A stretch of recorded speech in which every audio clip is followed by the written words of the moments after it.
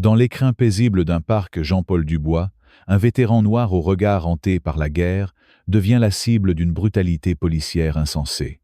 Les officiers, aveuglés par leurs préjugés, déchaînent un chien kneuf contre lui, ignorant son passé de héros. Ce qui se passe ensuite va vous révolter, vous secouer, vous pousser à crier pour la justice. Likez cette histoire, partagez-la et laissez un commentaire avec le mot « justice » pour exiger que la vérité éclate et que l'égalité triomphe. Le parc s'étendait comme une toile vivante, un refuge de verdure au cœur de la ville.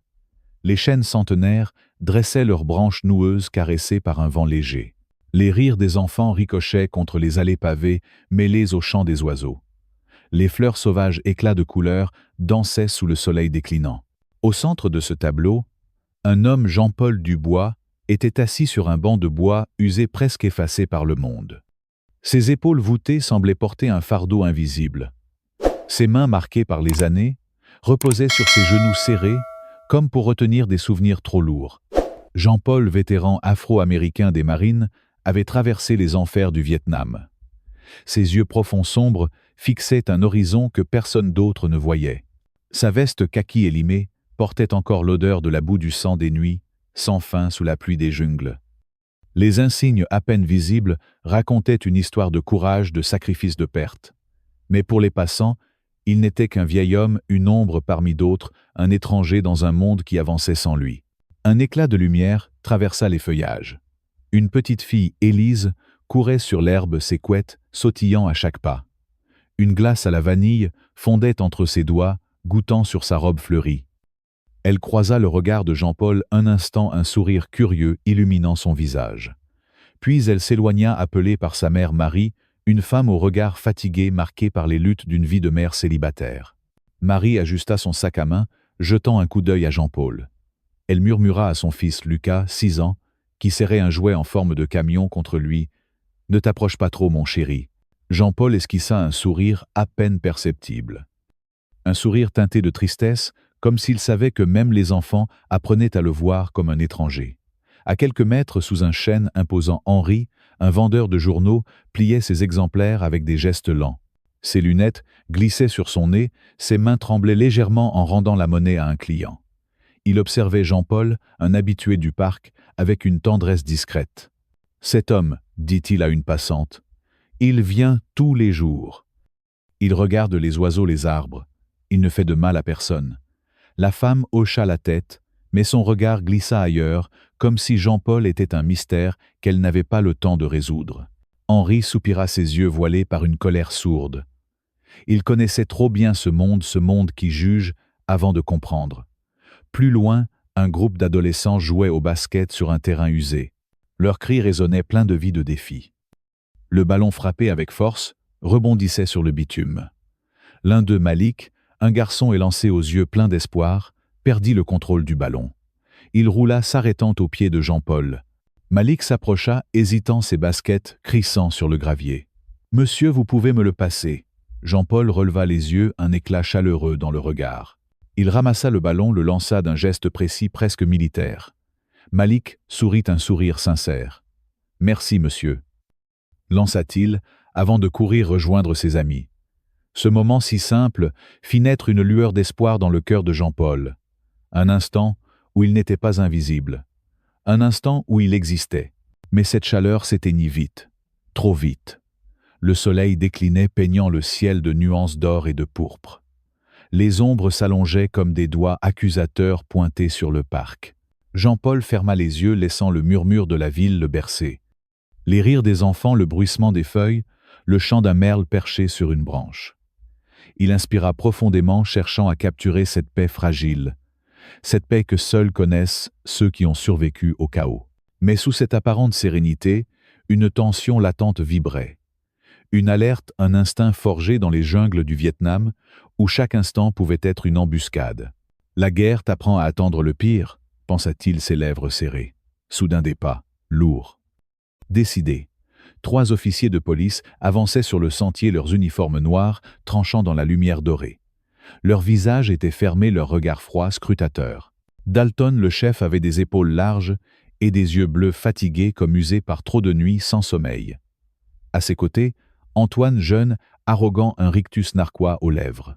Martinet, la troisième, suivait plus réservé, mais ses yeux trahissaient une méfiance instinctive. Jean-Paul rouvrit les yeux, son corps se raidissant. Il connaissait ce regard. Ce regard qui juge, qui condamne, qui ne cherche pas à comprendre. « Bonsoir, monsieur », lança Dalton, sa voix tranchante comme une lame. « Vous êtes ici depuis un moment. » Jean-Paul répondit doucement, sa voix grave portant le poids de décennies de silence. « Je profite juste de l'après-midi, officier. » Ces mots étaient calmes, mesurés, mais ils glissèrent sur les officiers comme de l'eau sur du verre. Antoine s'avança, son rictus s'élargissant. « Vous faites quoi ici ?»« Exactement. Le parc ferme bientôt. » Sa voix était chargée de mépris, chaque syllabe une accusation. Jean-Paul sentit une vieille douleur remonter, une lame rouillée dans son cœur. Il chercha dans leurs yeux une lueur d'humanité, un signe qu'il voyait l'homme derrière l'apparence. Rien. Juste de la suspicion, Freud implacable. « Je viens ici tous les jours, » dit-il, sa voix tremblant légèrement, non de peur, mais d'un épuisement profond, celui d'un homme qui a trop souvent dû justifier son existence. « C'est mon endroit, pour trouver la paix. » Antoine éclata d'un rire sec, un son qui claqua comme un fouet. « La paix, vous squattez, oui. Ce parc n'est pas un refuge pour... » Il s'arrêta, mais le mot flottait dans l'air lourd, toxique. Vagabond, suspect, autre. La tension monta, épaisse, suffocante. Les passants ralentissaient leur regard oscillant entre curiosité et malaise. Marie, tenant la main de Lucas, observait depuis un banc voisin son visage crispé. Lucas, ses grands yeux bruns écarquillés, serrait son camion contre lui comme un bouclier. « Maman, pourquoi il parle comme ça au monsieur ?» murmura-t-il, sa voix tremblante. Marie ne répondit pas, ses lèvres pincées, son cœur battant à tout rompre. Elle voulait parler, intervenir, mais la peur la paralysait. À quelques pas, Henri, le vendeur de journaux, fronça les sourcils, sa voix s'élevant fragile mais déterminée. « Laissez-le tranquille, il ne fait rien de mal. » Antoine se tourna vers Henri, son regard glacial. « Restez en dehors de ça, vieil homme, ou vous aurez des ennuis. » Henri recula, ses mains tremblantes, mais ses yeux brûlaient d'une colère contenue. La foule murmurait des bribes de phrases flottant dans l'air. Pourquoi il l'embête? Il a l'air inoffensif, mais personne n'osait s'approcher. La lâcheté collective pesait comme un brouillard étouffant la justice. Dalton s'avança, sa main frôlant la radio à sa ceinture. « Vous avez un endroit où aller, monsieur, ce n'est pas sûr de traîner ici. Surtout pour quelqu'un comme vous. » Les mots tombèrent comme une gifle chargée de sous-entendus. « Quelqu'un comme vous. » Jean-Paul releva la tête, ses yeux brûlant d'une dignité silencieuse, une force forgée dans les épreuves. « Je suis chez moi ici, » dit-il, sa voix basse mais ferme. « J'ai servi ce pays. J'ai le droit d'être ici. » Antoine ricana, un son cruel qui déchira l'air. « Servi, vous, regardez-vous. Une vieille veste, un banc pourri. Vous êtes quoi? Un héros oublié. » Il cracha le mot « héros » comme une insulte, ses yeux brillants d'un mépris venimeux. Un cri étouffé échappa à Marie. Lucas, terrifié, éclata en sanglots, ses petits poings serrant son jouet. « Maman, ils vont lui faire mal !» cria-t-il, sa voix perçant le silence oppressant. Marie, tremblante, le serra contre elle, ses yeux lançant des éclairs de colère. Elle voulait hurler, exiger qu'ils arrêtent, mais les mots restaient coincés dans sa gorge. Henri, rouge de fureur, s'avança d'un pas. « Vous devriez avoir honte !» cria-t-il, sa voix chevrotante mais pleine de défi. « Cet homme est un vétéran. Il a risqué sa vie pour vous, pour nous tous. » Antoine pivota, son visage dur. « Un pas de plus vieux, et je t'embarque pour entrave à la justice. » Henri s'arrêta, ses mains tremblant de rage impuissante. La foule s'agitait, des murmures de colère montant comme une marée. Une femme murmura « C'est scandaleux ». Un homme à côté hocha la tête, mais son silence trahissait sa peur. Jean-Paul, immobile, fixait le sol. Chaque mot d'Antoine était une lame rouvrant des blessures anciennes. Il revoyait les jungles du Vietnam, les explosions, les cris de ses camarades, le sang sur ses mains. Il revoyait les nuits où il priait pour survivre, pour revoir un jour ce pays qu'il avait défendu. Et maintenant, ici, dans ce parc, on le traitait comme un criminel, comme rien. Ses poings se serrèrent, ses ongles s'enfonçant dans ses paumes. Il voulait hurler, crier qu'il avait porté l'uniforme, qu'il avait vu des hommes mourir dans ses bras, qu'il avait donné tout ce qu'il avait. Mais il resta silencieux, son regard fixé sur un point lointain, là où le soleil disparaissait derrière les arbres. Martinet, la troisième officier, rompit le silence mal à l'aise. « On fait juste notre travail, monsieur. » Mais ces mots sonnaient creux, vides de sens. Jean-Paul releva les yeux, sa voix tremblante de rage contenue. « Votre travail, c'est d'humilier un homme qui a tout donné pour ce pays. Dites-moi, c'est ça, votre justice. » Martinez détourna le regard, ses joues rougissant légèrement. Mais Antoine, lui, ne fléchit pas. Il s'approcha, son visage à quelques centimètres de celui de Jean-Paul. « Vous voulez parler de justice. Alors montrez une pièce d'identité. Maintenant. » Jean-Paul fouilla lentement dans sa veste, ses doigts effleurant le tissu usé. Il sortit une vieille carte des marines, décolorée mais encore lisible. Son nom, son grade, son passé. Il la tendit, ses mains tremblant non de peur, mais d'une colère qui bouillonnait sous la surface. Antoine arracha la carte, l'examina avec un rictus moqueur. « Marines 1, ça date. Vous êtes quoi maintenant? Un clochard qui joue les héros. » Il jeta la carte sur le banc comme un déchet. Un hoquet de stupeur parcourut la foule. Marie serra Lucas plus fort, ses yeux brillants de larmes de rage. Lucas, tremblant, murmura « Pourquoi ils sont méchants, maman ?» Henri, au bord des larmes, cria « Vous n'avez pas le droit. Cette carte, c'est son honneur. Vous la traitez comme de la poubelle. » Antoine se tourna vers lui, son regard venimeux. « Ferme-la, vieux, ou je te fais regretter d'être venu ici. » Henri recula, ses mains serrées en poing, mais sa voix trembla. « Vous êtes des lâches en uniforme. » La foule s'agitait, des murmures devenant des grondements. Malik et ses amis, abandonnant leur match, s'approchèrent, leurs visages marqués par l'incompréhension et la colère. « C'est pas juste, » murmura Malik à ses amis. « Il a rien fait. » Mais ils restèrent en retrait, intimidés par les uniformes, par l'autorité oppressante. Une femme dans la foule, une enseignante nommée Claire, serra son sac contre elle, ses lèvres tremblant. « C'est une honte, » murmura-t-elle à son mari. « On ne peut pas laisser faire ça. » Mais son mari, mal à l'aise, lui prit le bras. « Ne te mêle pas de ça, Claire. C'est dangereux. » Soudain, un aboiement déchira l'air, glaçant le sang de tous. Un pasteur allemand, Rex, apparut au bout du sentier, tenu en laisse par un quatrième officier, Matthews. Ses muscles tendus, ses yeux perçants, il était une arme vivante entraînée pour obéir sans poser de questions. La foule recula terrifiée. Lucas éclata en sanglots, se cachant derrière sa mère. Marie, tremblante, le serra contre elle, ses yeux lançant des éclairs de défi. « Vous n'avez pas honte ?» cria-t-elle, sa voix brisée par l'émotion. « C'est un homme, pas un criminel. » Antoine, un sourire cruel aux lèvres, s'avança. « On a assez discuté. Vous dégagez ou on laisse Rex s'occuper de vous. » Jean-Paul ne bougea pas. Il fixa le chien droit dans les yeux. Une lueur passa dans son regard, un souvenir enfoui, une connexion invisible. Mais la foule ne voyait que la menace. Matthews relâcha légèrement la laisse, et Rex s'élança, ses crocs, luisant sous le soleil couchant. La foule retint son souffle. Marie cria, couvrant les yeux de Lucas. Henri, désespéré, hurla « Arrêtez, vous êtes des monstres !» Antoine éclata de rire, un son qui résonna comme une insulte à l'humanité. « On va voir s'il est vraiment un héros. » Jean-Paul, immobile, leva les mains ouvertes, vulnérable. Ses yeux ne quittaient pas Rex. Le chien approchait rapide, féroce, un grondement sourd dans la gorge.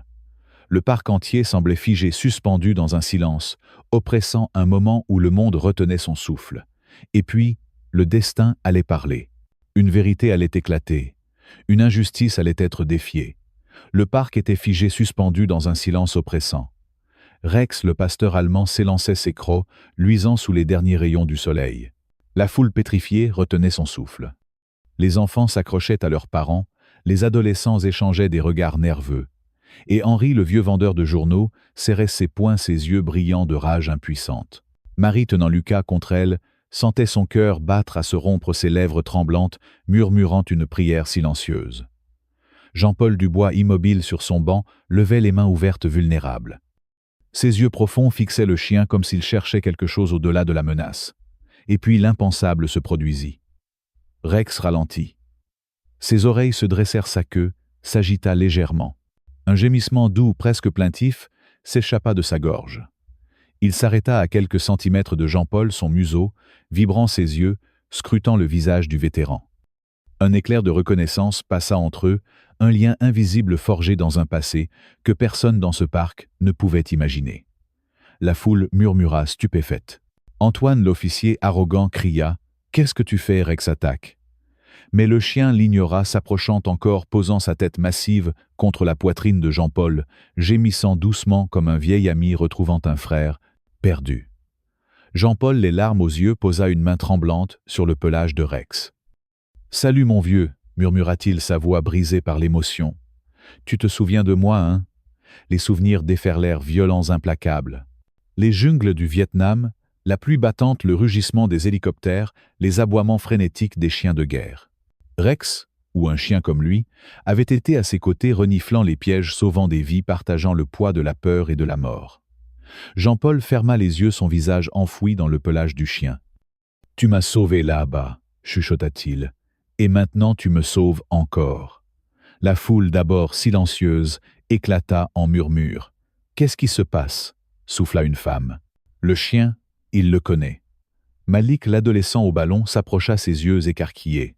« C'est pas possible, » murmura-t-il à ses amis. Marie, toujours serrant Lucas, sentit une vague de colère monter en elle. Comment osait-il? Comment osait-il traiter cet homme comme un criminel, alors que même un chien voyait son humanité?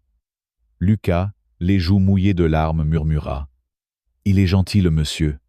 Pourquoi ils lui font ça ?»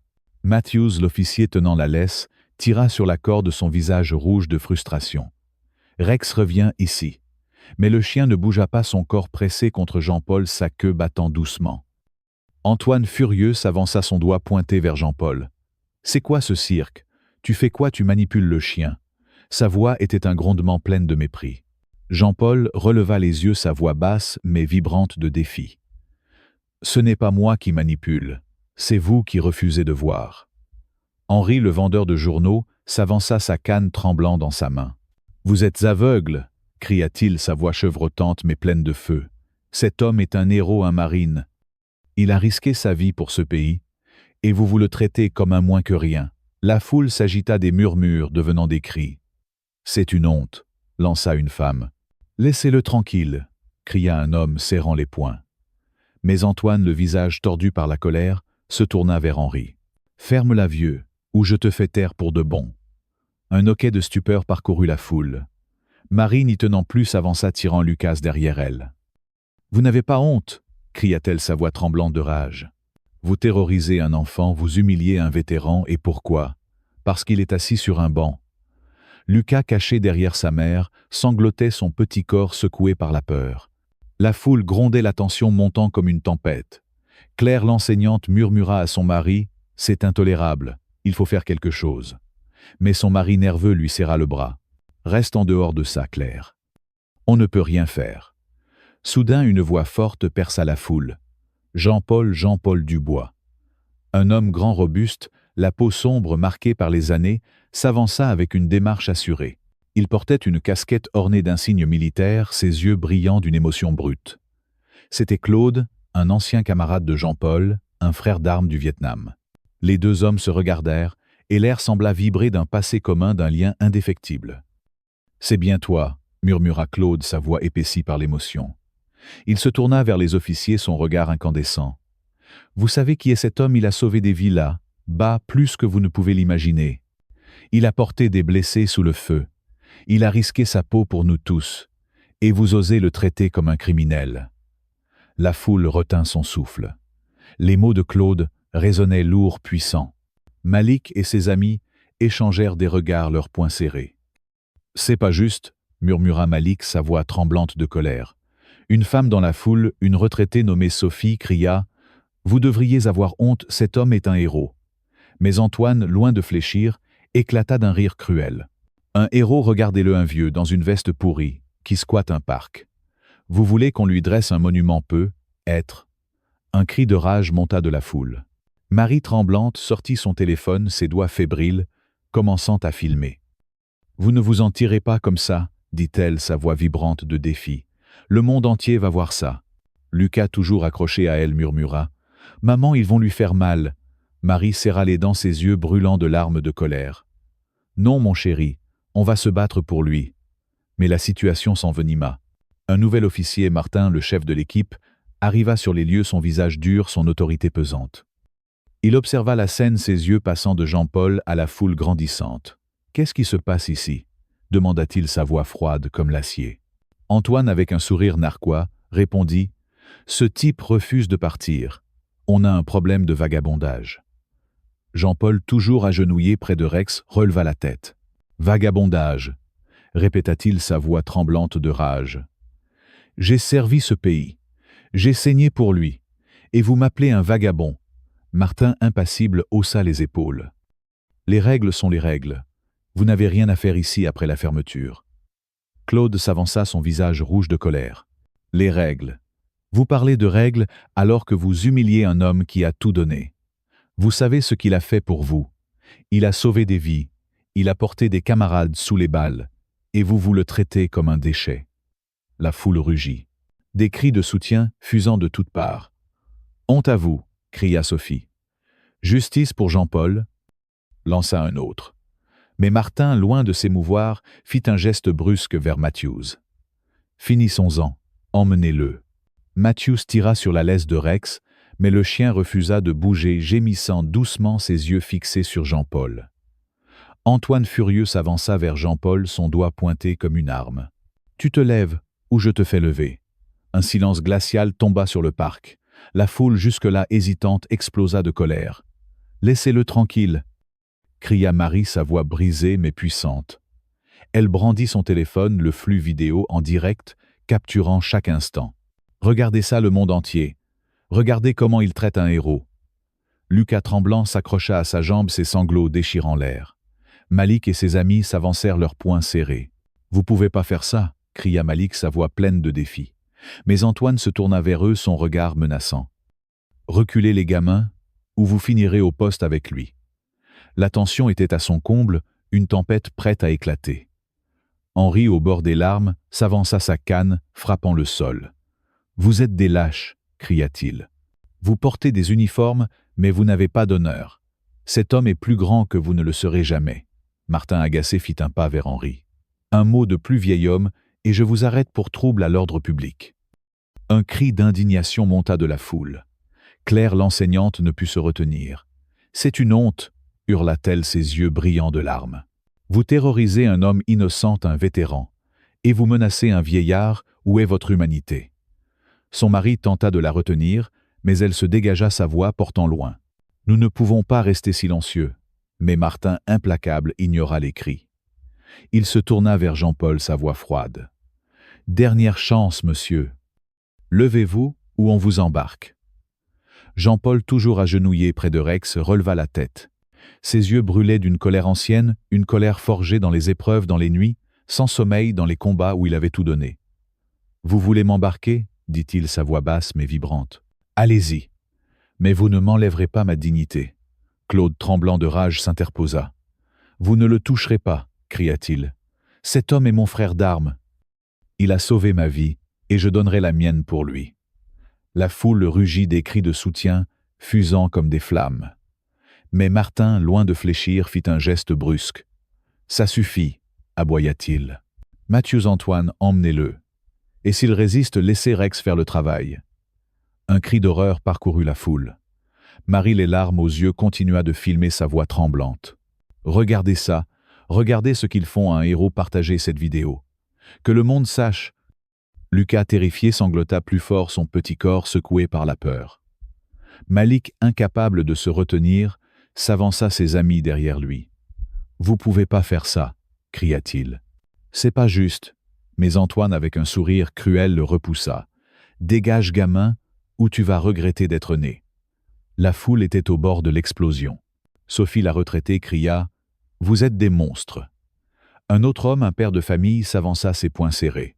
« C'est ça, votre justice, terroriser un vieil homme. » Mais Martin, froid, implacable, ignora les cris. Il fit un signe à Matthews, qui relâcha la laisse de Rex. Le chien, toujours près de Jean-Paul, ne bougea pas, gémissant doucement, comme s'il refusait d'obéir à un ordre injuste. Antoine, furieux, s'avança vers Jean-Paul, prêt à le saisir. « Tu te lèves ou je te fais lever » rugit-il. Mais avant qu'il ne puisse poser la main sur lui, Claude s'interposa, son corps massif bloquant le passage. Touche-le, et tu auras affaire à moi, gronda-t-il, ses yeux brûlants de défi. La foule rugit des cris de soutien fusant de toutes parts. Justice, cria Sophie. Honte à vous, lança Claire. Marie, les larmes coulant sur ses joues, continua de filmer sa voix brisée. Le monde verra ça. Le monde saura. Le parc, autrefois paisible, était devenu un champ de bataille.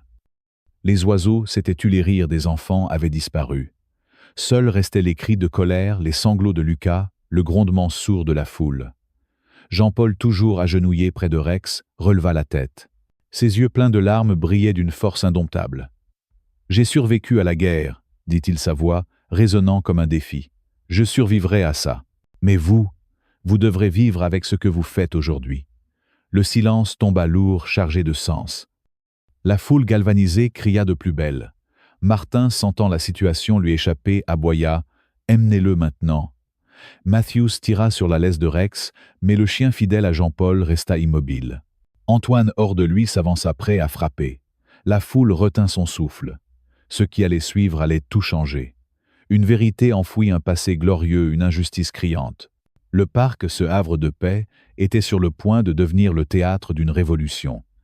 Le parc hier, encore un refuge de verdure, où les oiseaux chantaient et les enfants riaient, était devenu le théâtre d'une injustice criante. La vidéo de Marie, capturée dans un instant de rage et de désespoir, avait figé l'horreur. Jean-Paul Dubois, vétéran noir des marines humiliés, menacé par des officiers arrogants, et Rex, le chien Kneuf, refusant d'attaquer son ancien frère, d'armes. Postée sur les réseaux sociaux. La vidéo s'était propagée, comme une tempête embrasant la ville, le pays, puis le monde. Des dizaines de millions de vues, des partages frénétiques, des commentaires enflammés. « Honte à la police », écrivait une mère de famille. « Justice pour Jean-Paul », criait un étudiant à l'autre bout du globe. Les hashtags « Justice pour Jean-Paul »,« Honte aux uniformés »,« Vérité pour Dubois » dominaient les plateformes, transformant un incident dans un parc en un symbole universel contre l'oppression. Mais au cœur de ce chaos, Jean-Paul, toujours agenouillé près de Rex, ignorait qu'il était devenu une icône.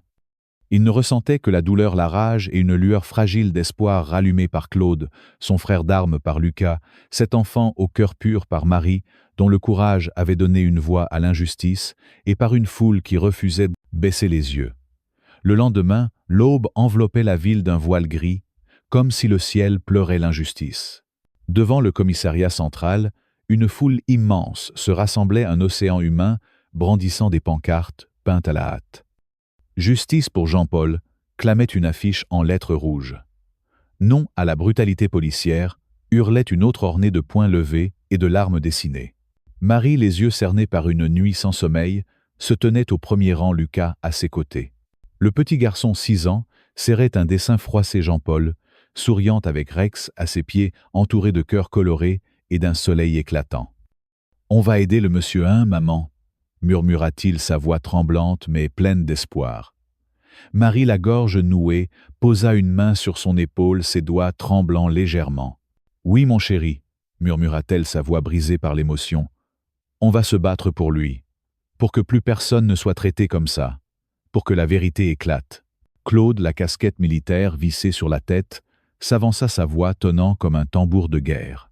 « Jean-Paul Dubois n'est pas un inconnu. » Rugit-il, ses yeux brûlants de colère, ses poings serrés, comme s'il était prêt à défier le monde entier. C'est un héros. Au Vietnam, il a sauvé des vies, porté des blessés, sous les balles, risqué tout pour ce pays. Et hier, ils l'ont traité comme un déchet, comme un moins que rien, qui sont les vrais criminels ici. Dites-le-moi. La foule explosa, un grondement qui fit trembler les murs du commissariat, les vitres vibrant sous la force de leur colère. Henri, le vieux vendeur de journaux, se tenait à ses côtés, sa canne, levée comme une épée brandie contre l'injustice. « Ils ont piétiné son honneur !» cria-t-il, sa voix chevrotante mais vibrante de défi. « Ils ont piétiné notre dignité à tous. Nous ne les laisserons pas faire. Levez la voix, faites entendre la vérité. » Malik et ses amis, les adolescents du parc, étaient là, leurs poings serrés, leurs visages marqués par une colère juvénile pure, incandescente.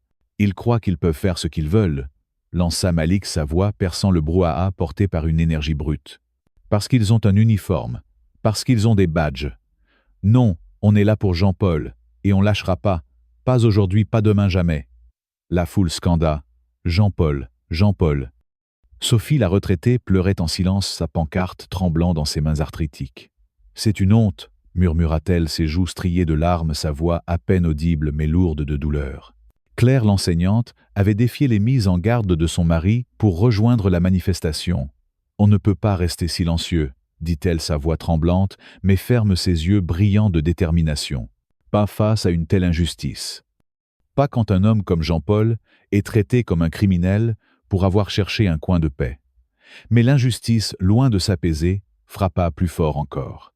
Ce matin-là, Martin, le chef des officiers, apparut à la télévision locale, son visage impassible, son uniforme impeccable, comme un rempart contre la vérité.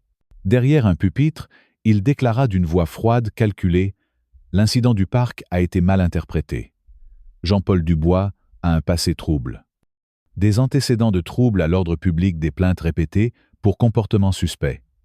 Nos officiers ont agi selon le protocole pour protéger la communauté. » Un mensonge éhonté distillé, avec un calme glaçant, comme une lame enfoncée dans le cœur de la vérité. La foule, regardant l'interview sur des écrans improvisés, explosa de rage. « Menteur !» hurla Claude, son visage rouge de fureur, ses poings levés, comme s'il voulait frapper l'écran. « Vous salissez son nom pour sauver votre peau, vous n'avez pas d'honneur. » Marie, tremblante, serra son téléphone, où la vidéo originale tournait en boucle, capturant l'image de Jean-Paul, digne face à la menace de Rex. « Comment ose-t-il » murmura-t-elle, ses larmes coulant, sa voix brisée par la colère. « Comment ose-t-il salir un héros? Comment ose-t-il mentir au monde entier ?» Lucas, voyant sa mère bouleversée, tendit son dessin, ses petits doigts tremblants. « C'est pour le monsieur », dit-il, sa voix claire. Malgré la peur, ses yeux bruns brillants d'une innocence qui contrastait avec la dureté du moment. « Pour qu'il sache qu'on est avec lui, qu'on l'aime. » Marie s'agenouilla, l'enlaçant, son cœur déchiré entre la rage et la fierté. « On va le lui donner, mon chéri, » murmura-t-elle, ses larmes mouillant les cheveux de son fils. « Et on va faire entendre sa voix. On ne les laissera pas gagner. » La foule, émue par ce geste, scanda plus fort. « Justice, justice !» Des poings se levèrent, des pancartes s'agitèrent, un grondement collectif qui semblait faire trembler le sol. Mais la blessure s'ouvrit davantage, comme une plaie infectée par le mensonge. Une femme s'avança fendant la foule, avec une démarche hésitante, ses traits tirés, ses yeux rougis par les larmes. C'était Élise, la fille de Jean-Paul, qu'il n'avait pas vue depuis des années. Vivant dans une ville lointaine, elle avait découvert la vidéo en ligne, puis l'interview de Martin. Son sac glissait de son épaule, ses mains tremblaient, mais sa voix, lorsqu'elle parla, portait une douleur brute déchirante. « Mon père n'a jamais eu d'antécédents, » dit-elle, s'adressant à la foule, ses mots lourds comme des pierres. « Il a tout donné pour ce pays. Au Vietnam, il a vu ses amis mourir, il a porté leur corps, il a survécu à l'enfer. Quand il est rentré, il n'a trouvé que du mépris, des portes fermées, des regards qui le jugeaient. Il s'est éloigné de moi, de ma mère, parce qu'il ne voulait pas nous faire porter ses blessures. Il pensait qu'en disparaissant, il nous protégeait. Et maintenant, ils osent mentir sur lui. Ils osent salir son nom pour cacher leur honte. » Ces mots chargés de chagrin firent taire la foule. Claude, les larmes aux yeux, la prit dans ses bras, son corps massif, tremblant d'émotion. « Ton père est un héros, Élise, » murmura-t-il, sa voix épaissie. « Et on va le prouver. On va le crier au monde entier. » La foule rugit un cri de guerre collectif qui résonna comme un coup de tonnerre. Mais le commissariat restait silencieux, ses volets clos comme des remparts dressés contre la vérité. À l'intérieur, Martin observait la foule par une fenêtre, son visage crispé, ses doigts serrant le rebord. « Ils vont se fatiguer, » murmura-t-il à Antoine, qui se tenait à ses côtés, le regard fuyant, les épaules voûtées. « On a suivi les règles, on est couvert, la ville oubliera. » Mais Antoine, pour la première fois, doutait. Les mots de Claude, la vidéo de Marie, le regard de Jean-Paul, le refus de Rex, tout cela pesait sur lui comme une vérité qu'il ne pouvait plus ignorer. « Et si on s'était trompé ?» murmura-t-il, sa voix à peine audible, ses yeux fixant le sol. Martin le fusilla du regard, ses lèvres se tordant en un rictus. « Tais-toi, » siffla-t-il. « Tu veux perdre ton badge, on ne s'excuse pas. Jamais. » Dehors, la manifestation prenait une ampleur sans précédent. Des vétérans affluaient de tout le pays, leurs médailles scintillant sous le ciel plombaient leurs visages, marqués par les années, mais leurs yeux brûlants de détermination. Pierre, un homme aux cheveux gris, s'avança, sa voix rauque, brisant le silence. « J'étais avec Jean-Paul au Vietnam, » dit-il, ses mains tremblant légèrement, ces mots lourds comme des souvenirs gravés dans la chair. Une mine a explosé, j'étais à terre mourant. Mes jambes ne répondaient plus, le sang coulait, je voyais ma vie s'éteindre. Jean-Paul m'a porté sur 3 kilomètres sous le feu ennemi, avec des balles sifflant autour de lui. Il n'a pas hésité, pas une seconde. Il m'a sauvé, moi, et tant d'autres. Cet homme est un frère, un héros. Et vous? Il pointa le commissariat, sa voix, montant comme un cri de guerre. Vous l'avez traité comme un chien, vous l'avez humilié pour rien. La foule scanda. Honteux, honteux. Une autre vétérane, Amélie, une femme aux cheveux courts et aux yeux perçants, prit la parole, sa voix tremblante mais puissante. Jean-Paul ne parlait jamais de ses médailles, dit-elle, ses doigts serrant une photo jaunie où elle posait avec Jean-Paul dans un camp militaire des années plus tôt. Il disait que l'honneur, c'était de servir, pas de se vanter. Il portait ses blessures en silence pour ne pas nous accabler. Il rentrait la nuit après avoir aidé des camarades à écrire des lettres à leur famille, et il s'asseyait seul, regardant les étoiles, comme s'il cherchait à oublier. Mais hier ils l'ont humilié, ils l'ont brisé, et maintenant ils mentent pour se protéger. Nous ne les laisserons pas faire, levez-vous, criez, pour Jean-Paul. La foule galvanisée cria « Justice pour Jean-Paul ». Un nouveau visage émergea de la foule, un homme d'âge moyen vêtu d'un costume usé, tenant une vieille boîte en métal. C'était Marcel, un ancien voisin de Jean-Paul, qui avait déménagé des années plus tôt. Je vivais près de chez lui, dit-il, sa voix grave, ses yeux brillants de larmes contenues. Jean-Paul aidait tout le monde. Il réparait mon toit, quand il fuyait, il apportait de la soupe à ma mère malade, il parlait aux gamins du quartier pour les garder loin des ennuis. Il ne demandait jamais rien en retour. Rien, et maintenant ils disent qu'il troublait l'ordre. Qu'il était un danger. Ce sont eux les dangers. Ce sont eux qui nous divisent. La foule rugit, des poings levés, des pancartes brandies plus haut. Soudain, un murmure parcourut la foule. Lucas, tenant son dessin, s'avança guidé par Marie. Tremblant mais déterminé, il tendit le papier à Claude, ses petits doigts serrant le crayon qu'il avait utilisé. « C'est pour le monsieur », dit-il, sa voix claire perçant le brouhaha, ses yeux bruns brillants d'une innocence désarmante. Claude, ému, leva le dessin, Jean-Paul souriant avec Rex à ses pieds entouré de cœurs et d'un soleil éclatant. « Regardez ça !» rugit-il, sa voix tremblante d'émotion.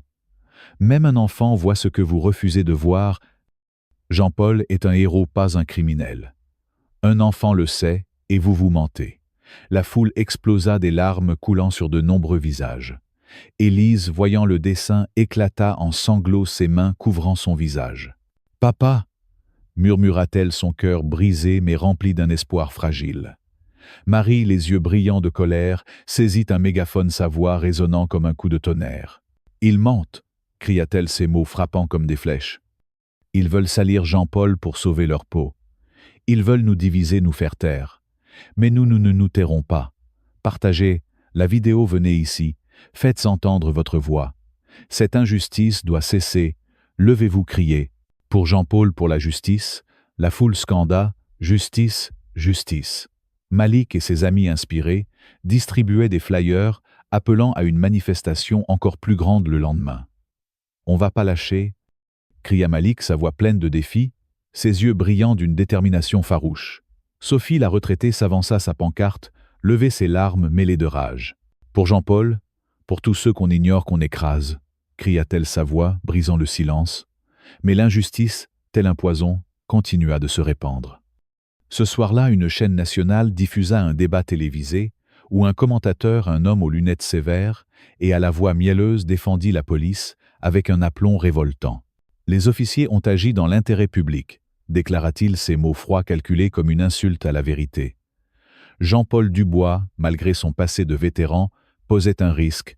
Il a un historique de comportement erratique, de plaintes dans son quartier. La sécurité passe avant tout.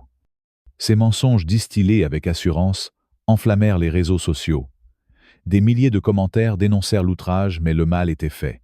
Le nom de Jean-Paul, déjà sali par Martin, était de nouveau traîné dans la boue, comme si son sacrifice, son courage n'était rien.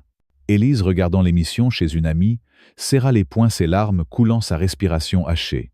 « Ils ne s'arrêteront jamais », murmura-t-elle, sa voix tremblante de rage.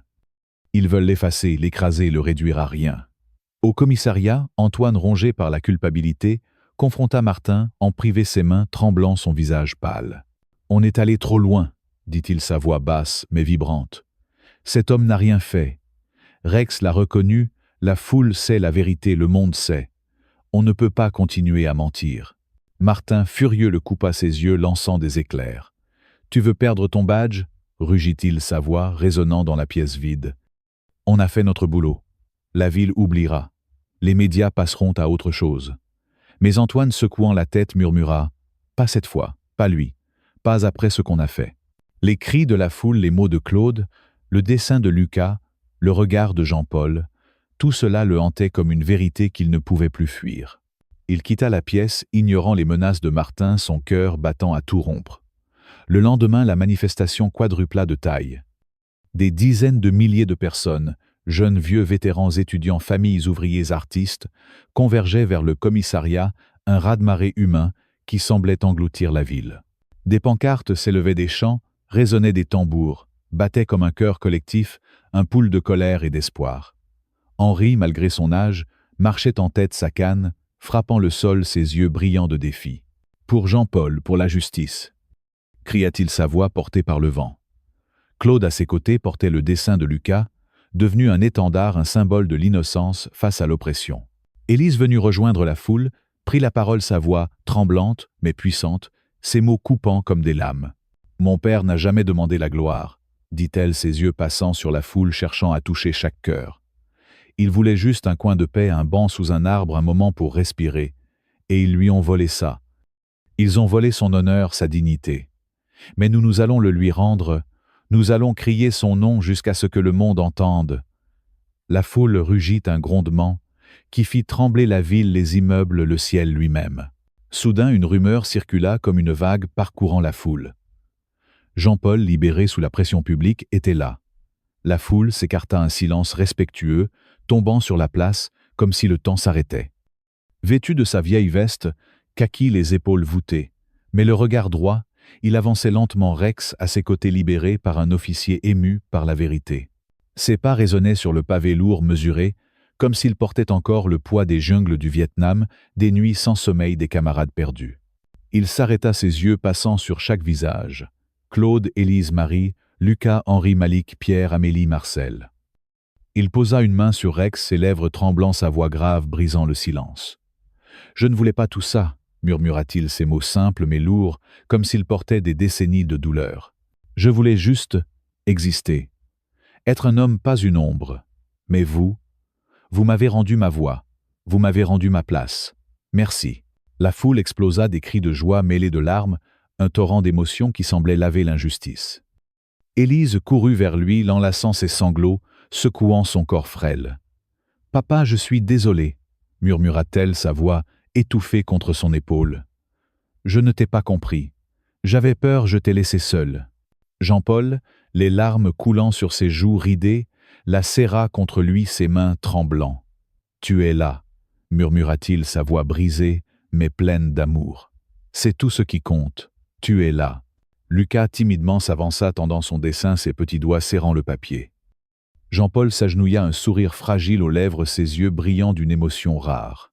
« Merci, petit » murmura-t-il, sa voix douce, comme s'il parlait à un frère. « C'est le plus beau cadeau qu'on m'ait fait. Je le garderai toujours. » La foule émue scanda « Jean-Paul, Jean-Paul !»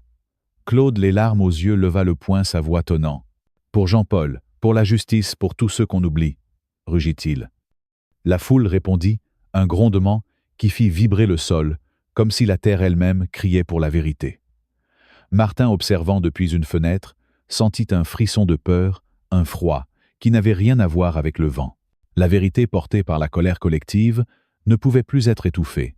Les jours suivants, la pression publique devint une force irrésistible. Une pétition signée par des millions de personnes à travers le monde exigeait une enquête, des excuses, une réforme. Des manifestations éclataient dans d'autres villes, inspirées par l'histoire de Jean-Paul, par ce banc dans un parc, devenu un symbole de résistance. Les médias, d'abord hésitants, commencèrent à fouiller, à poser des questions. Des témoignages affluaient comme des rivières convergeant vers un océan de vérité. Des voisins de Jean-Paul décrivaient un homme discret, toujours prêt à aider. Il tondait les pelouses des personnes âgées, portait les courses des mères célibataires, écoutait les histoires des enfants du quartier.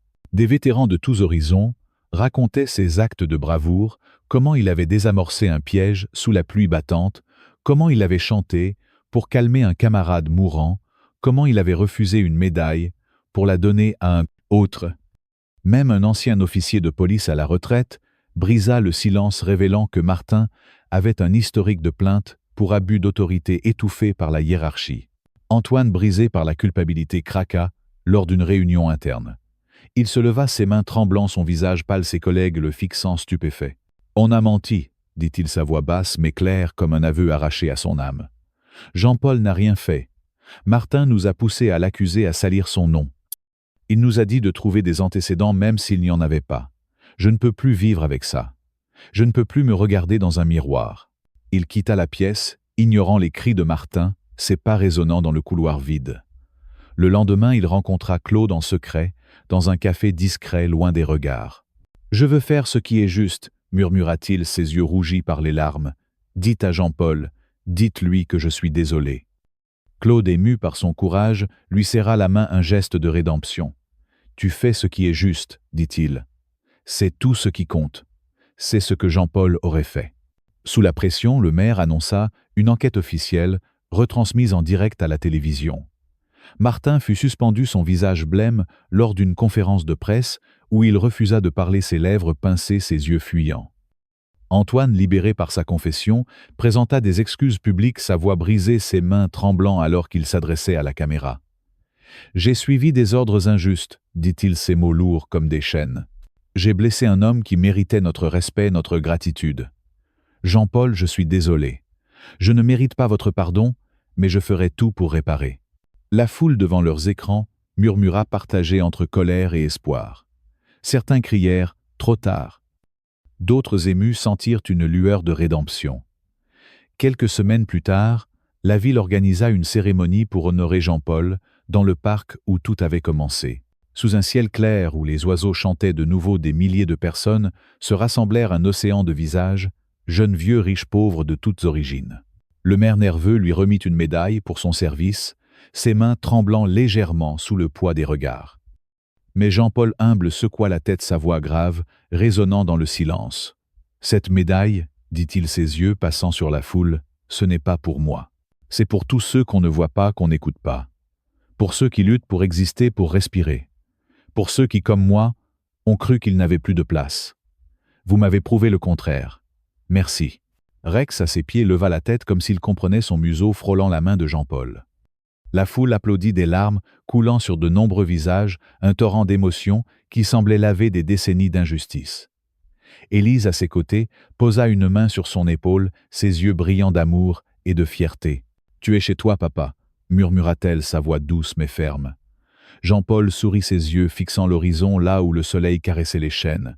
Pour la première fois depuis des décennies, il se sentit vu, entendu, vivant. Marie, tenant Lucas par la main, s'approcha, un sourire tremblant aux lèvres. « Vous nous avez appris à nous battre, » dit-elle, sa voix pleine de gratitude.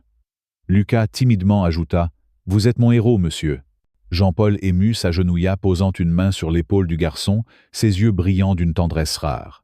« Et toi, petit, tu es le mien, » murmura-t-il, sa voix brisée par l'émotion. Claude, à quelques pas, leva le dessin de Lucas, désormais encadré, un symbole éternel. « Pour Jean-Paul », cria-t-il, sa voix tonnant. « Pour la justice, pour l'humanité. » La foule scanda un grondement qui résonna comme un hymne. Malik, Sophie, Pierre, Amélie, Marcel, Henri, tous étaient là, unis, leurs voix mêlées dans un cri de victoire. Le parc, redevenu paisible, portait les échos de cette bataille. Une plaque près du banc de Jean-Paul fut installée, gravée de ces mots « À Jean-Paul Dubois, héros du Vietnam, symbole de justice et de dignité. Que son courage nous guide toujours. » Chaque jour, Jean-Paul revenait, s'asseyant sous les chênes. Rex à ses pieds, Lise parfois à ses côtés, Lucas et Marie, passant souvent lui rendre visite. Il regardait les passants, les arbres, le ciel, et pour la première fois, il ne se sentait plus invisible. Le monde avait changé, ne serait-ce qu'un peu. Et dans ce parc, sous ce banc, une vérité avait triomphé. L'honneur d'un homme porté par la colère collective ne pouvait être brisé. L'histoire de Jean-Paul Dubois, ce vétéran noir des marines, humilié dans un parc paisible, résonne comme un cri dans l'obscurité. Ce n'est pas seulement un récit d'injustice. C'est un miroir tendu à notre société, un appel à regarder en face nos préjugés, nos silences et nos responsabilités. À travers les 3 chapitres de cette saga, j'ai ressenti une tempête d'émotions, colère, tristesse, espoir, et une profonde admiration pour ceux qui osent défier l'oppression. Chaque scène, chaque cri, chaque larme dans cette histoire m'a secoué, m'a forcé à réfléchir à ce que signifie être humain, à ce que signifie se lever pour la justice. Voici mes réflexions, mes leçons, et comment elles peuvent éclairer nos vies dans l'esprit de la culture française où l'égalité, la liberté et la fraternité sont des piliers sacrés. Dès les premières lignes du chapitre 1, la colère m'a saisi. Jean-Paul, un homme au regard hanté par la guerre, cherchait juste un coin de paix sur un banc. Pourtant, des officiers aveuglés par leurs préjugés l'ont réduit à un suspect, un vagabond, un autre. Leurs mots tranchants comme des lames ont piétiné sa dignité. « Vous êtes quoi maintenant? Un clochard qui joue les héros ?» Ces paroles d'Antoine, pleines de mépris, ont fait bouillir mon sang. Comment peut-on traiter un homme, un vétéran qui a risqué sa vie avec une telle cruauté? Cette injustice si crue, si brutale, m'a rappelé que les préjugés sont une arme silencieuse mais dévastatrice. Ils jugent avant de comprendre, condamnent avant d'écouter. Mais cette colère n'était pas stérile. Elle était un feu, un moteur.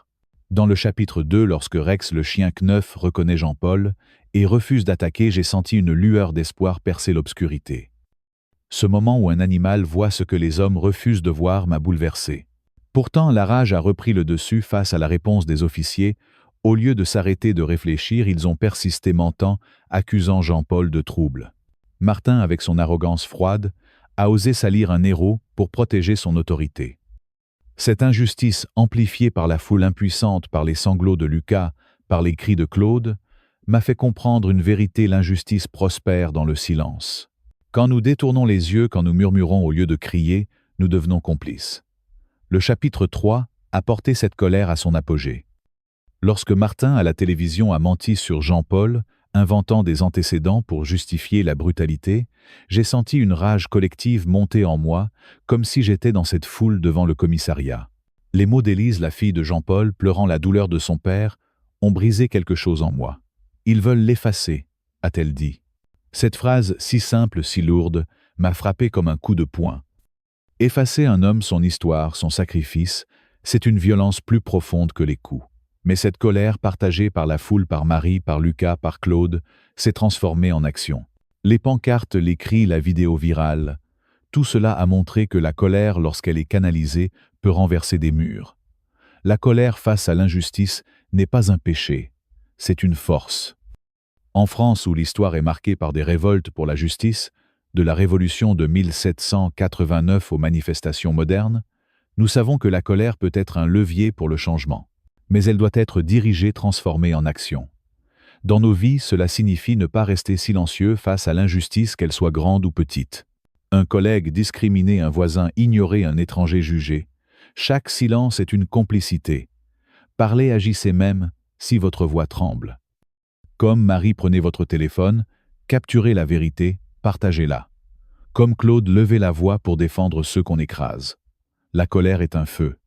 Laissez-la éclairer, pas détruire. Au-delà de la colère, l'histoire de Jean-Paul m'a plongé dans une tristesse profonde. Cet homme, un héros du Vietnam, vivait dans l'ombre invisible aux yeux du monde. Sa veste kaki, ses mains cailleuses, son regard perdu. Tout racontait une vie de sacrifice, mais personne ne voyait. Dans le chapitre 1, lorsqu'il ramasse le ballon de Malik avec un sourire fragile, j'ai ressenti sa solitude. Il cherchait un instant de connexion, un moment où il n'était pas juste une ombre sur un banc. Mais les officiers, avec leur regard froid, l'ont réduit à rien. Cette invisibilité m'a brisé le cœur.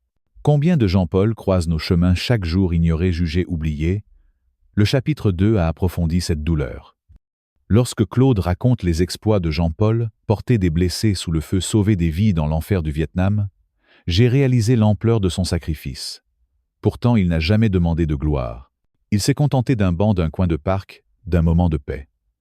Et même cela, on le lui a volé. Les sanglots de Lucas, la voix tremblante de Marie, les cris d'Henri, tous reflétaient une douleur partagée, celle de voir un homme digne être traité comme un paria. Cette douleur m'a forcé à me poser une question: combien de fois ai-je détourné les yeux d'un inconnu jugé sans savoir ignorer une histoire que je ne voyais pas? Le chapitre 3 a transformé cette tristesse en une leçon d'empathie. Lorsque Élise, la fille de Jean-Paul, parle de son père, de son éloignement, de ses blessures invisibles, j'ai senti un poids dans ma poitrine. Jean-Paul s'était retiré non par manque d'amour, mais pour protéger sa famille de ses propres cicatrices. Cette douleur silencieuse portée seule est un fardeau que trop de gens connaissent.